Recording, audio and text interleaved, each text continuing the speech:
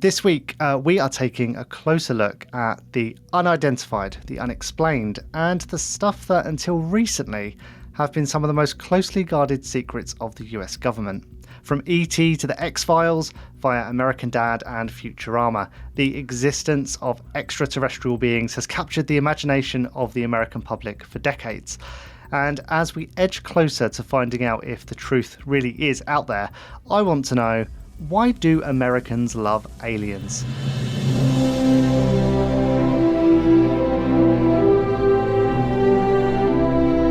Welcome to America, a history podcast.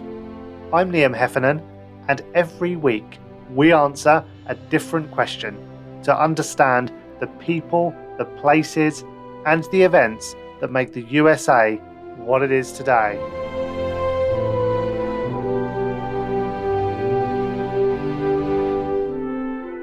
To discuss this, I'm joined by Stephen Diener.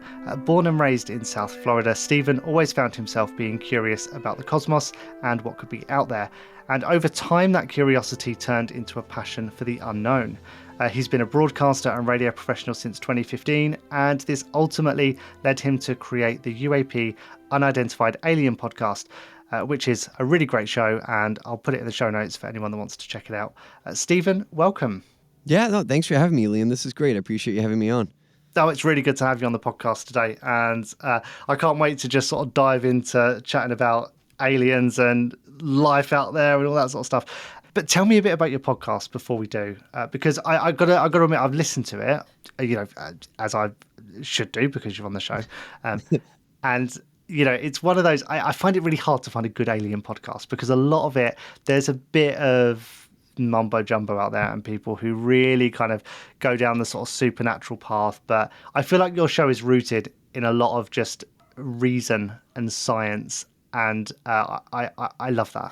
No, I appreciate that. And I think that's something that I try to do. I try to kind of bring that, fact or fiction, what's reality type of thing to this. And that's kind of how it started, was really just from the way I thought about it to myself, when we were sitting in the car or in the shower and you have random thoughts and it's like, well, how does all this work?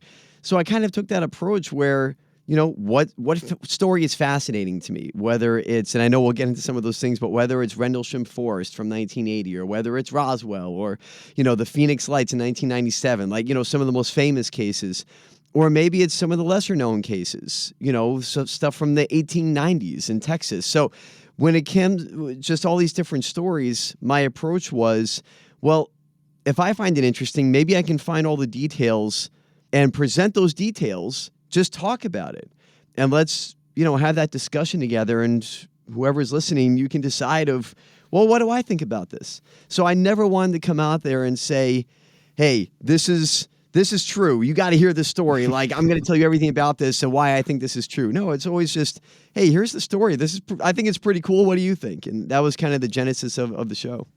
Yeah, I think there's a real trap that a lot of people fall into. These kind of talking heads on like TV and film, right? That talk about these UFO sightings and these alien encounters, and it feels like people feel like they have to take a side.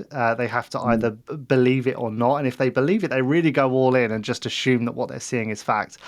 There's not a lot of stuff like yours out there that's a little bit more kind of like wanting to believe, and I think like there's an element of I think there's an assumption in your podcast that there is something out there, but you're not taking everything at face value.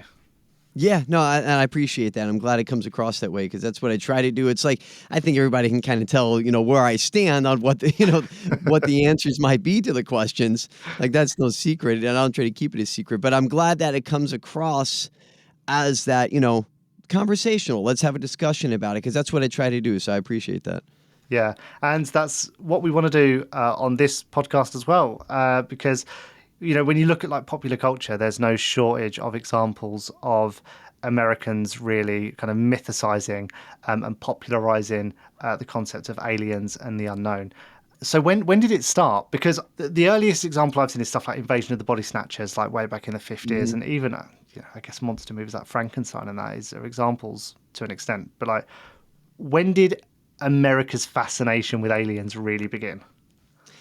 I think, and I could be wrong about this, but I think I can, as far as popular culture is concerned, it traces back to me to July 1947, and that's Roswell, where actually that anniversary is coming up, where, it's in the paper, the Air Force captures UFO, and then they have to have that detraction. So I don't need to talk about it. Everybody knows about Roswell and how it went. So I think from there, it kind of captured the imagination, and then you kind of had the hysteria, right? People were always reporting sightings.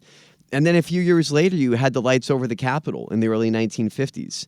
And so when you get those things, and then maybe even before that with War of the Worlds, right? I mean, you go back with Orson Welles, and people are hearing this show on the radio, and they're thinking that America's really under attack and there's an invasion happening. So it kind of goes back to that area. And then, but especially with Roswell and the lights over the Capitol in the early 1950s, that really captured everybody's imagination, including Hollywood, and that kind of brought it into the popular culture from there. Invasion of the Body Snatchers is a great example.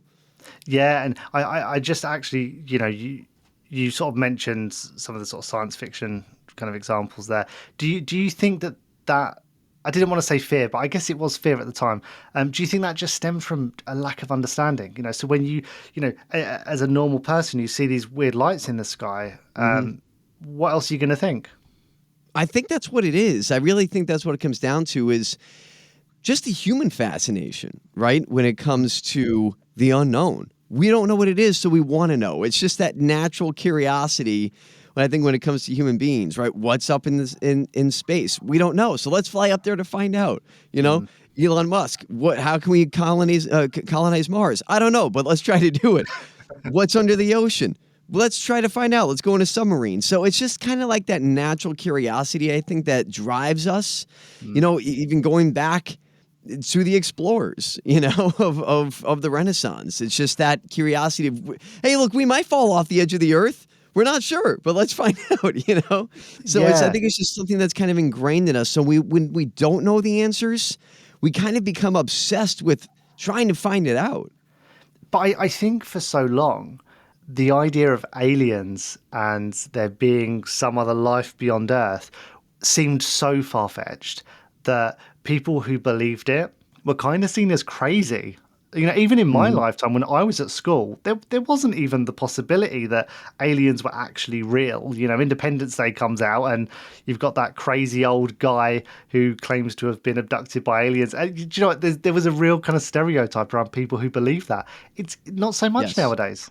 No, and it's a great point, because that is one of the things that we can really trace it back very recently, within the past 3 or 4 years, where that stigma is slowly being chipped at. And now it can be talked about. It is talked about in the mainstream media in a way that you and I have never seen before, right? The Independence Day, great example, 1997. That is understood as science fiction, kind of hokey, right? You have the hokey characters in there. Oh, this guy's crazy. I was abducted by aliens, Randy Quaid. But it's always kind of been that way, even through the X-Files and things like that. It was always kind of like, well, yeah, it's kind of interesting, but I don't want to talk about it at work. Now you have Congress people at the Capitol talking about it openly. You have open congressional hearings last summer. You have Dr. Michael Masters, a Harvard professor, writing a paper about aliens among us. So all these things, Colonel Carl Nell is a major name within national security, and he's come out and talked about how, this is out there. So all of these big names and these military guys and these Congress people, they're not afraid to talk about it anymore out in the open. And so it's interesting to kind of see that paradigm shift in a short amount of time. Definitely. And I think we need to talk about that declassification of documents in a moment. And when did we start taking it seriously? Maybe it's with science, right? Like we now kind of accept that, we're in an infinite universe with billions and maybe trillions of other planets out there. We're not the only people. We're not the only intelligent life form. We have to assume that. Is it because we understand the universe more that we've come to accept that actually aliens aren't quite as ridiculous as they seemed? I think that has something to do with it, right? It's just kind of I think it's a good way to put it, like that shift of consciousness. It's just kind of like a little bit of an awakening where we say, oh yeah, it does make sense. Like, how could we not think there's other life forms somewhere? There's billions of galaxies and all these different things, right? And maybe the wormhole travel is real. We don't understand how these things work. But I think not only that shift of consciousness, but I think it's also kind of goes back to 2019, I believe, the Leslie Kean article in the New York Times, where you had quotes from Senator Harry Reid in there, the late Harry Reid. You have quotes from Marco Rubio, or Senator Marco Rubio from here in Florida came out in the public and talked about this being a national security threat. And I think that kind of was a watershed moment where it was that legitimization of the topic, because it's like, well, this is the New York Times. I mean, this isn't, the National Enquirer. This is the New York Times talking about it. So there must be something to this. So I think to the layperson, when that article came out and people saw that, they're like, well, maybe we should be talking about this. And it really is just kind of taken off from there over the past 4 or 5 years. But how do you think, when you look at sort of the decades long kind of evolution of what we picture an alien to be, these kind of images of what we imagine an alien to look like, they've really been purported by sort of Hollywood and mass media. You look at classic examples like E.T., right? And like what was it? What was it about the idea of aliens, of something from another planet visiting us that just seemed to strike a chord? I think it's a great question, because I think it kind of goes back to a mix of things. Number one, the unknown. And I think we're just naturally curious about the unknowns. Like, wonder what's around that dark alley. I know I shouldn't go in there, but I kind of want to know. It's just that natural feeling we have as human beings where we want to know the answers. And I think also the pop culture thing, right? Again, going back to the early days, the day the earth stood still, these black and white movies, again, War of the Worlds, and Steven Spielberg really kind of taking it to another level with E.T. and Close Encounters of the Third Kind. And so you just always had this natural progression, I think, of the subject. And during that natural progression in pop culture, it always created more and more questions. Yeah. It captured the imagination, it captured the curiosity of people, and that just led to more shows, more movies, now more podcasts these days. And it's kind of like that hot button issue that's it's one of those things that people can still ask and we don't know the answer to. Yeah, I wonder as well, actually, if there's something quite sort of unifying about it, because there's a lot of stuff that divides Americans. Sure. We don't need to go into that, but one thing that kind of brings everyone together is the prospect of being visited or worse, attacked by something from another world. Yep. That's something every American can kind of get behind and feel a little bit more patriotic about, right? Actually, it's a great point, because to that, Ronald Reagan had a famous speech in the UN during his presidency where he actually mentioned the idea of an alien invasion. And he said, I often wonder what it would be like if Earth found itself under attack from an alien race. How quickly would our differences disappear? And this is during the Cold War era, you know what I mean? When it comes to the Soviet Union and, Mr. Gorbachev, tear down that wall, like all these different things are going on, where you have Ronald Reagan talking to the UN saying, I wonder what would it be like? How quickly would we come together if we were under attack by aliens? So I think it's a great point to make. And they kind of play off that in Independence Day, right? Like we saw that with popular culture where the world comes together, right? There's that scene in the movie where the Palestinians and the Israelis are standing across from each other in their fighter jets about to work together to fight against the alien race, to save the human civilization. So as a civilization, I think that is part of it. It's a good point where it is kind of that unifying thing. We all have our differences, and unfortunately there's wars and there's ideological differences, but if we were under attack and it came down to us surviving, that's something we could all get behind. It's true. Yeah. And I wonder, because I'm blaming Hollywood a lot here for sort of the popularization and the sort of mythicization of what we understand aliens to be. Do you think that this, although this has kind of really ignited an interest and a fascination in that amongst people that might not have existed otherwise, do you also think that people like those in Hollywood have kind of caricatured it to such an extent that it's really hard to legitimize anything that might actually be credible when it comes to alien sightings or encounters? I think that it can have a detriment, yeah, because it's like, where do you draw the line of entertainment and maybe it's really like this? Is it the tripod aliens from War of the Worlds? Is it Optimus Prime, some type of robotic sentinel? Is it, alien with the little thing popping out of his mouth from Alien and Predator? Or is it something like Predator? So you have all these different, like you said, caricatures where I think that it kind of goes hand in hand too, though, with the question of, well, is it real? And if it is real, what is it? And I think now, this is my opinion, right? I'm confident in saying there is something real here, right? There are other beings out there, and I think some visit Earth, some stay here, some work with the military. And I think when you accept that, then you end up having more questions. And it becomes, well, are we seeing, a type of alien, a character from the movie? Or are we actually talking about Greys? Are we talking about reptilians? Are we talking about tall whites and Nordics and all these different alien races that we hear about? And then that begets more question. It's like, well, then why are they here? Why are they working with the military? So when you get an answer, or you feel like you get an answer to a question, you end up finding more questions. And I think that's also a reason why people become so fascinated by it, because it kind of opens up Pandora's box. And you mentioned the government, so let's talk about Area 51, right? Because it's become a bit of a manifestation. It's almost become like the capital, this kind of mecca for alien enthusiasts. People want to go to Area 51. I mean, there's a whole tourism industry around it now. People want to know what's inside it. What is it about Area 51? I think, again, that kind of comes down to like a pop culture thing, right? Remember, like, Storm Area 51 a few years ago, and all these people going out there saying that they were going to storm Area 51. And it kind of became like this mystique. I don't really, and maybe it kind of connects to Roswell, maybe that had something to do with it, but there was always this mystique around it. Again, even going back to Independence Day, where the whole movie in the end is centered around Area 51, where there's aliens down there, and the president didn't know because of plausible deniability.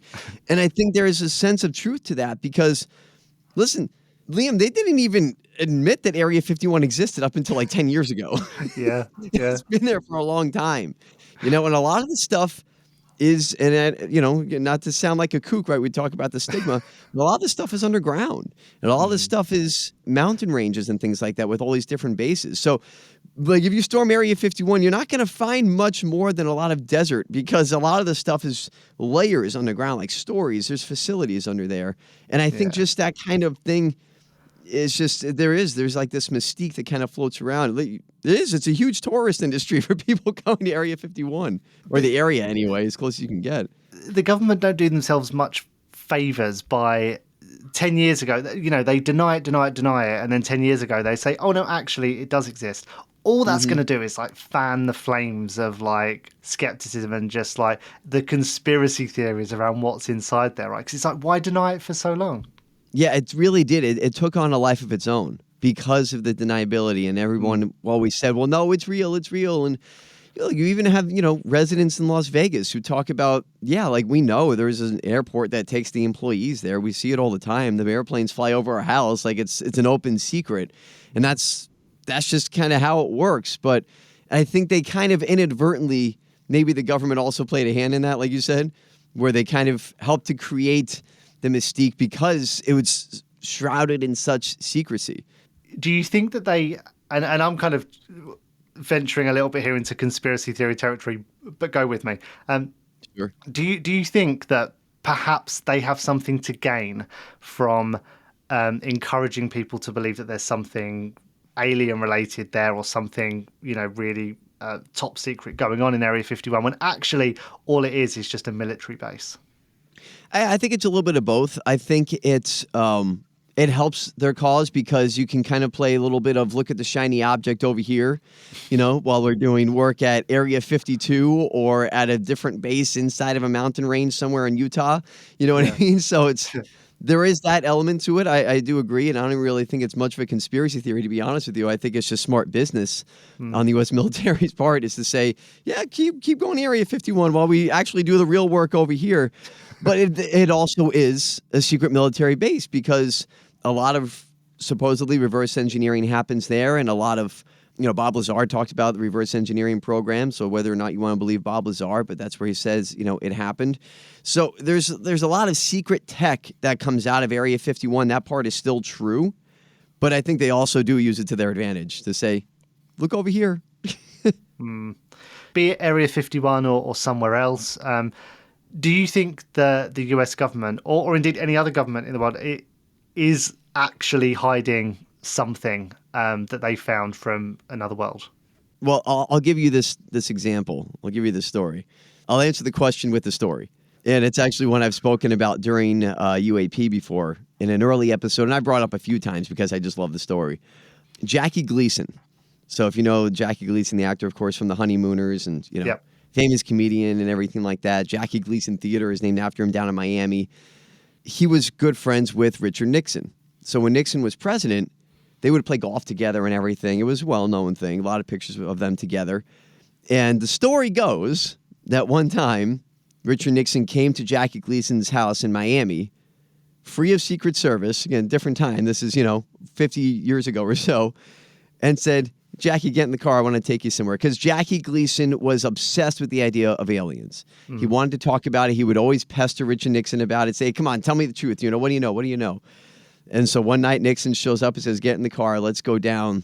I'm going to show you something. They end up going down to Homestead Air Force Base down here in South Florida, and shows Jackie Gleeson an alien body at this Homestead Air Force Base. I'm not buying that. That's the story. That's the story. And now this came out, to be fair, this came out because of Jackie Gleason's widow says that when Jackie came home that night, he was just a completely different person. Like, he wouldn't eat. And if you remember Jackie Gleeson, he was a big guy, so he liked to eat. He said he didn't eat for like a week, and he barely spoke for like a couple of weeks. It was like, looked like a ghost. And she kept asking Jackie, like, what's wrong? What happened? And eventually he told her the story. So this is according to Jackie Gleason's widow. I'm just throwing that out there. I mean, look, perhaps I can believe the fact that Jackie Gleeson believed he saw something, but Nixon's not exactly known for being like the most honest guy, is he? It could have been a very elaborate prank, right? It could have been, for sure. Maybe he was making the thing up. Maybe he was having an affair and he lied to his wife and said he saw aliens. I don't know. But it's a fantastic story nonetheless. And so to answer your question, I do believe, whether or not that's one of the cases, I do believe, yes, especially, places like Holloman Air Force Base and things like that, that there is recovered craft that, like David Grush has spoken about, biologics and craft that have been recovered, I think. But I could be wrong. Well, I guess there's a chance that we could start finding out, maybe not everything, but some stuff, because last year, for those who aren't aware, when I say last year, I mean 2023, there was a huge sort of declassification of documents in the US that kind of essentially acknowledged that UAPs exist, and it was a pretty huge deal. But Stephen, I wonder if you could just talk a bit more about exactly what that meant. Yeah, I think, again, it was kind of one of those, moments of realization and legitimizing the whole discussion, because the way that is revealed is by saying we need to look at this as a national security threat. I mean, it's true. You're dead on. I mean, the Pentagon comes out with this paper and says, UAP, unidentified anomalous phenomenon, is where we got that name from, right? We were always called them UFOs, and a lot of people still do because that's the term in popular culture. But the government returned it as UAP. And that's when they came out and said, there's something out there. Our fighter pilots are seeing these things. They're flying over our seas. They're flying over our land. And there are certain elements that we can't understand, or we can't answer what these things are. And that's how you get, Arrow and ATIP, like with Lou Elizondo was involved in.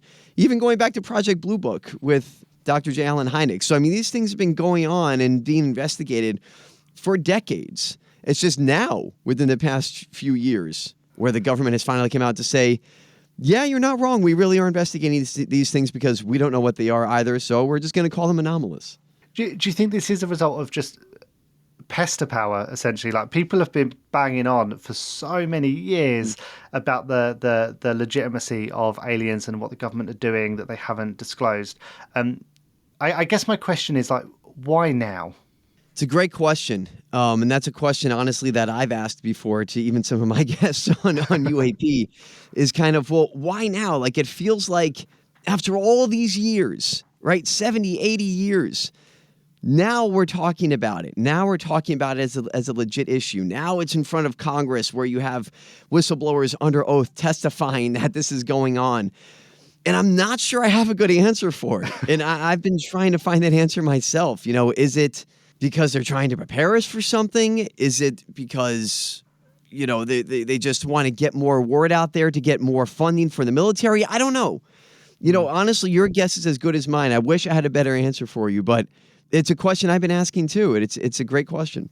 Yeah, I mean, is there something maybe political in this? When you look at the rising tensions around the world, is it just a nice little deterrent that they can keep in their back pocket, or distraction? Sorry, I should say, that they keep there. And actually, they thought last year things are getting really bad. People are getting really worried. Let's pull out the big guns and just declassify stuff. It could be. I mean, it could be, an element to that, right? I mean, it makes sense, right? If you want to kind of swerve away, kind of going back to the theory of Area 51, look at the shiny object over here while we do work over there, right? Yeah. So there could be an element to that for sure. But I also think there is an element of, shoot, we got to actually start talking about this because we have so many people in high-ranking positions who are coming out and discussing this, whether it's, a congressman like Tim Burchett or whether it's a senator like Marco Rubio or Chuck Schumer, right? Or someone like, Carl Nell or David Grush. You have people of authority who are talking about these things. And so I think there might be a little bit of like what you said, but I also think there is kind of like, let's save face. Some of that going on too, where it's like, we kind of have to give some slow drip on this because people aren't that dumb. We can only fool people for so long when it comes to this issue. So we got to give them something. Yeah, and I was listening to a recent episode at the time of recording this, and I forget the name of the guest that you had on, but you were talking about the British plans that were going to be announced to prepare for Nick Pope.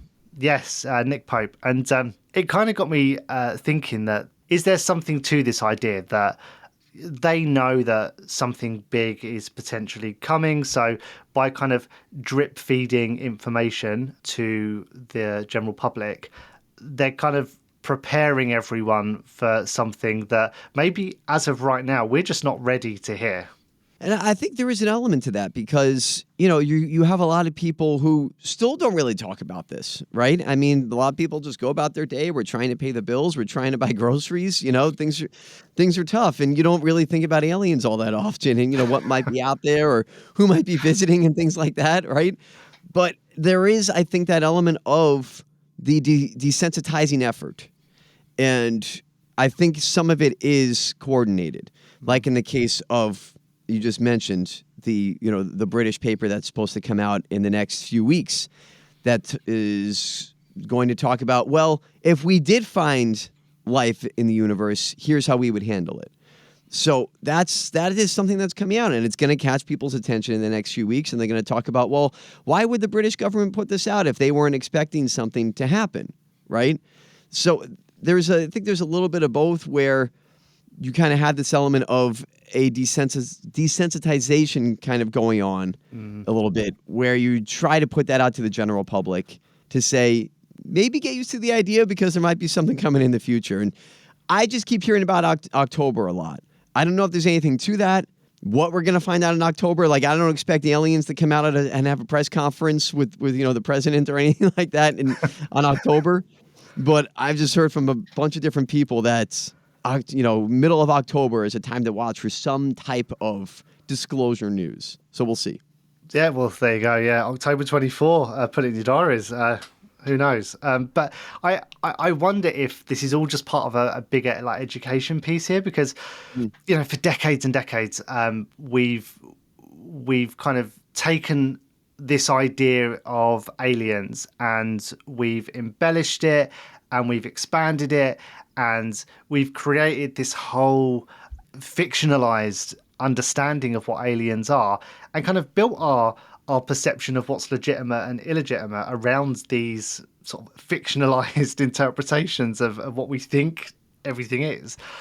The reality of that, if it all turns out to be real, and if, say, in October, the government say, oh, hey, aliens are here, I imagine the reality of what that is going to be so far removed from what we understand today as being within the realms of plausibility Hmm. that there has to be a re-education, doesn't there?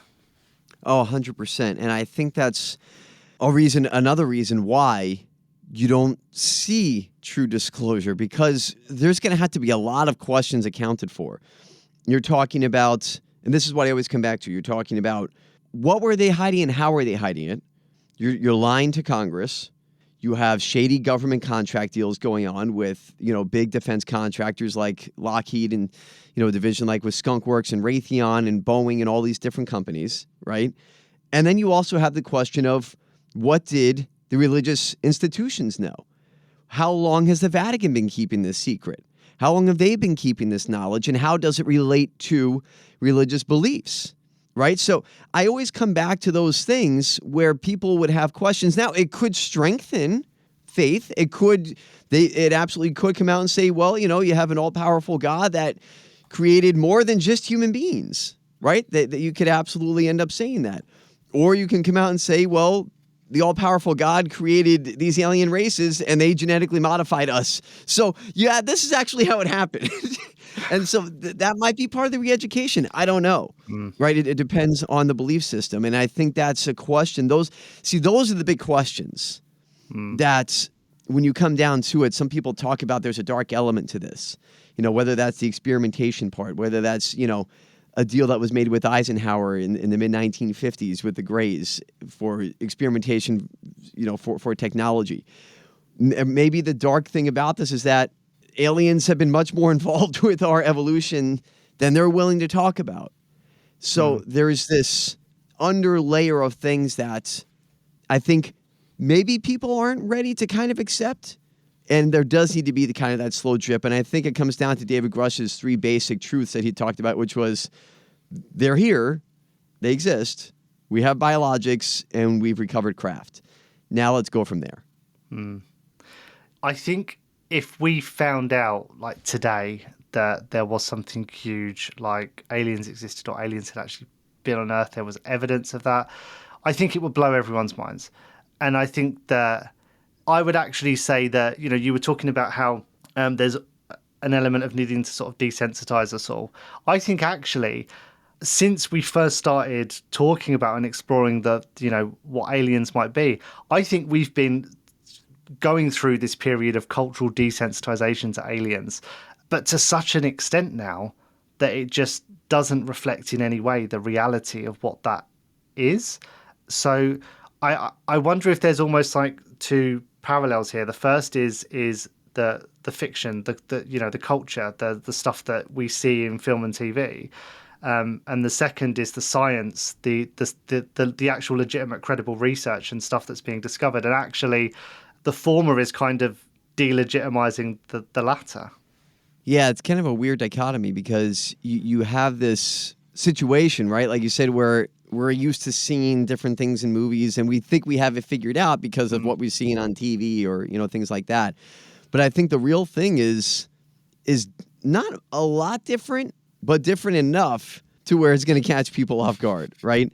Yeah. I think from what I've heard from witnesses and things like that, or different abduction cases, they all describe the small gray alien or the tall gray alien, right? Or if you come across somebody like Jason Sands, who I don't know if you might be familiar with him or your audience, but Jason Sands is a guy that has come out recently. He's going to be in a new documentary by the filmmaker James Fox. He talked about coming across a tall white, they're called the tall white aliens, kind of look like the Nordics, where he was in the Nellis Range doing his job in the military and comes across this alien in the desert, face to face, has a telepathic communication with it. So that's the kind of stuff that I think people are going to be caught off guard by, is what they might actually look like, what their intentions are, and how long they've been here and what they've been doing. There's a whole story to that people are there. That's the part that I think might catch people off guard. I mean, I would love to know that there's truth to all of this, and I would love to know what that is. But there is a skeptical part of me that does think that when you hear all of these stories, there's so many similarities. As you say, everyone talks about these kind of little grey aliens or these sort of tall, lanky figures that are sort of a little bit maybe nondescript, with their features. A lot of people seem to have these kind of shared experiences. And that might be that maybe that's because it's true and that's what it is. But when everyone's saying the same thing, it kind of comes across as if everyone's just embellishing the same thing that they've seen on TV. No, and there could be some copycat issues there, right? And then when it comes to, what have they really seen, or are you copying stuff from TV or movies? Absolutely, that could be some of the case. But I think what I come back to in that is, well, what about the cases before pop culture, right? When you talk about sightings in the 1800s and the 1700s, when we talk about Renaissance art, when we talk about the Nazca lines, where you have this spaceman drawn in the dirt that's been there for centuries, right? So you have these depictions on cave art or the Nazca lines or things like that where, or again, pre-TV, pre-movies, that end up matching hundreds of years later what people are saying they're seeing. And that's the part that always gets me, Liam. I always come back to that and I say, well, how could that be? Yeah. And, closer to home to me in the UK, we've got Stonehenge, which is widely believed to have been assembled by some other life form, because how could people have done that thousands of years ago? There's a lot of examples to which I cannot debunk or even try to give you a reasonable answer to. So I concede that. And to that point, real quick, I think it's important to say what you just said there is perfect. We don't know. And I think that's something that we always have to remember is we don't know the answers. We can speculate and connect the dots. I'll do that all day, right? And maybe we'll come across the right answer here or there, right? We might feel like we know. We might feel like we have the right answers, and we can say those things. But in the end, no one really knows all the truth. We might know tidbits, things we can confirm from inside sources, and that's great. I'll put myself in that category. I feel confident in saying some things are true because of where they came from. But be very wary of anybody in this discussion who comes across as saying, I know the answers, I have all the knowledge, and I can tell you this is true and this isn't true. Those are the people to look out for, because no one knows all the answers. They just don't. Do you think, actually, talking this through with you, is that the secret to where our fascination with aliens really lies? Because it's like with any good horror film, you tease someone with just enough to set off their imagination. And it's when people can fill in the blanks and have the space to fill in the blanks with what they believe or want to believe, which is where you really just ignite something, right? Yeah, I think so. I think it's just, again, kind of coming back to that natural curiosity of, you get that one little morsel, you're like, I want to know more, right? It's like the term we always use, going down the rabbit hole. Yeah. Right? You hear one little interesting thing, and all of a sudden you've been researching something for 2 weeks, and you're like, I didn't even eat. What happened? So, it happens, and that's a big part of it. You're right. Yeah. Well, I think we need to bring this discussion to a close. But before we wrap up, I feel like you might have come out the blocks early with this last question with the Jackie Gleeson story. But I do want to find out, what is your favorite kind of alien encounter story that you've had? That is one of them. But in the spirit of keeping it local on your end, I'll actually go with Rendlesham Forest, which happened in the UK. And this actually was the first episode of UAP that I did. It was episode number 1. And I figured if I'm going to start a podcast, I'm going to talk about these things, I'm going to start off with my favorite story, and that is Rendlesham Forest. It happened around Christmas 1980 or 1981. John Burroughs, Jim Penningston, right there at the Air Force Base in the UK. They come across this giant triangle UFO, lands in Rendlesham Forest outside of the base, and they come across it. One of them touches it, ends up getting knocked out, has lost time, and then ends up having all these different numbers in his head, and finally decides to write them all down in a notebook. Doesn't know until about 10, 15 years later that what he wrote down was matrix code. It was a bunch of zeros and ones. And he had this code in his head from touching the UFO. And it had all these strange hieroglyphics on the side.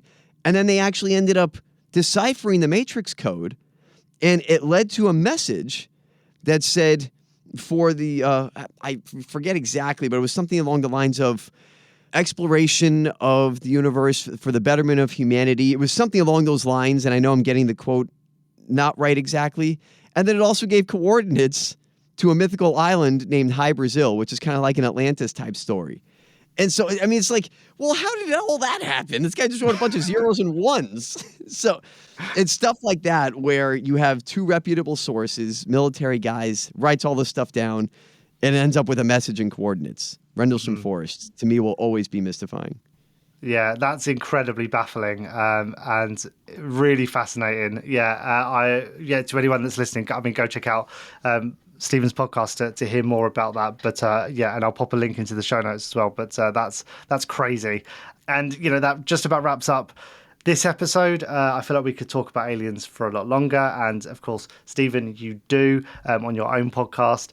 So thank you so much for taking the time to join this one, and we'll put some links to your show and to some other useful resources in the show notes.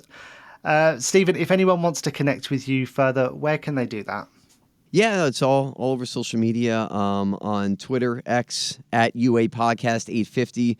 Also the same at UA Podcast 850 on TikTok, and at UA Podcast, so without the 850, at UA Podcast on YouTube. And I always accept emails too. It's sdieneruap@gmail.com, spelled just like my name here on the screen, DIENER, UAP@gmail.com. So you can shoot me messages there, shoot me messages on Twitter. I always, respond to anybody if you got something to say. And of course, UAP, just wherever you get your podcast, just search UAP, Unidentified Alien Podcast. Awesome. And you can find me on X via This Is The Hef, and on LinkedIn, just search for my name. And if you enjoy this podcast, please leave us a rating and a review wherever you're listening. It helps other people find us, boosts us up the algorithms, and give us a follow as well, because then all future episodes will appear in your feed. Thank you very much for listening, and goodbye.